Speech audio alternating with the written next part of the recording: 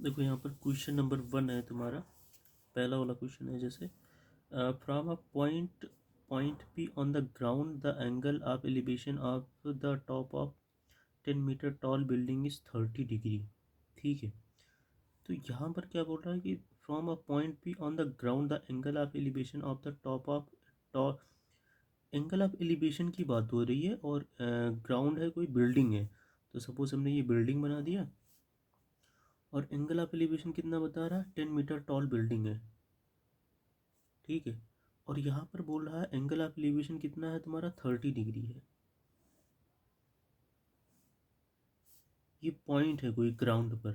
ठीक है, point P है ग्राउंड पर, ये एंगल ऑफ एलिवेशन कितना है, 30 डिग्री है। ठीक है, अब यहाँ पर बोल रहा है a flag is hoisted at the top of the building and angle of elevation of the top of flag staff from P is 45 degree.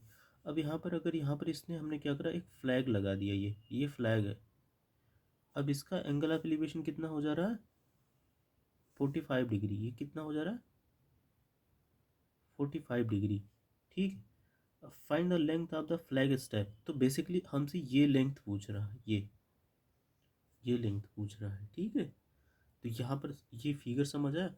तो यहाँ पर हम क्या करेंगे, दो ट्रायंगल है यहाँ पर बेसिकली अपना, यहाँ पर अपना कितना है, दो ट्रायंगल है।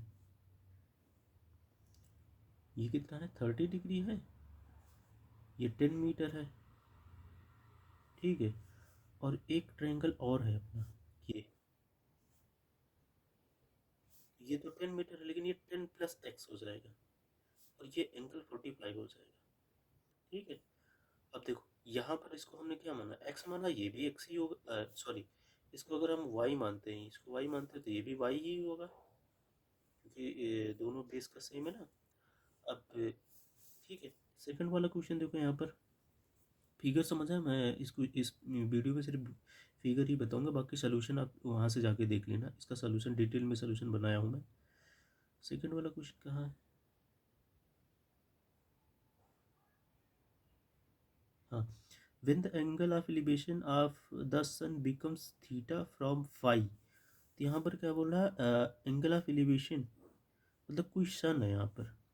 पहले इसका एंगल ऑफ एलिवेशन कितना था, एंगल ऑफ एलिवेशन कितना था, थीटा था। अब कितना हो गया, अब इसका एंगल ऑफ एलिवेशन कितना हो गया, फाई हो गया।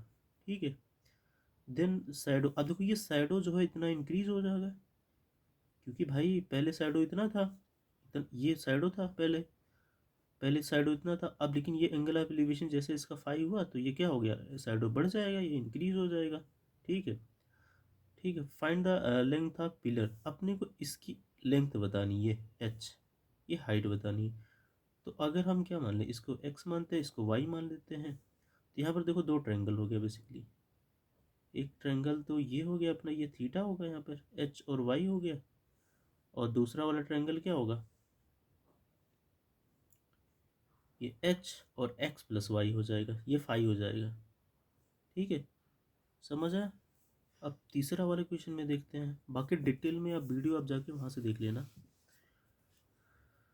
हाँ, सेकंड वाला हो गया। अब यहाँ पर हम थर्ड वाला कहाँ गया, थर्ड थर्ड थर्ड, हाँ, the angle of elevation of depression of top and bottom of a tower from top of a building is 60 metre. देखो यहाँ पर एंगल ऑफ डिप्रेशन की बात हो रही है, एंगल ऑफ डिप्रेशन की बात हो रही है, इसका मतलब हम कहाँ से ज़्यादा देख रहे हैं, नीचे से मतलब ऊपर से नीचे की तरफ देख रहे हैं। जहाँ पे एंगल ऑफ डिप्रेशन की बात होगी वहाँ पे हम क्या करते हैं, नीचे, ऊपर से नीचे की तरफ देखते हैं। तो angle of elevation and depression of top and bottom of a tower from the top of a building.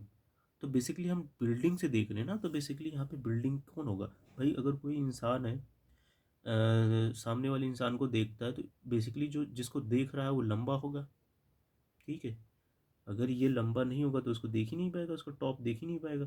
तो बेसिकली ये लंबा होगा, ये लंबा होगा तभी तो इसके टॉप को देख पाएगा। तो एंगल ऑफ डिप्रेशन की बात हो रही है।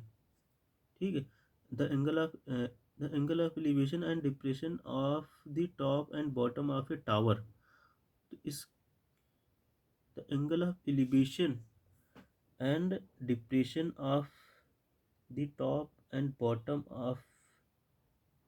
Of a tower from top of building 60 metre high are 30 degree and 60 degree respectively.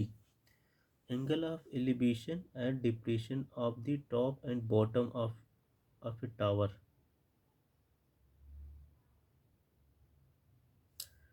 ठीक है, तो यहाँ पर बेसिकली ये आपका क्या हो गया,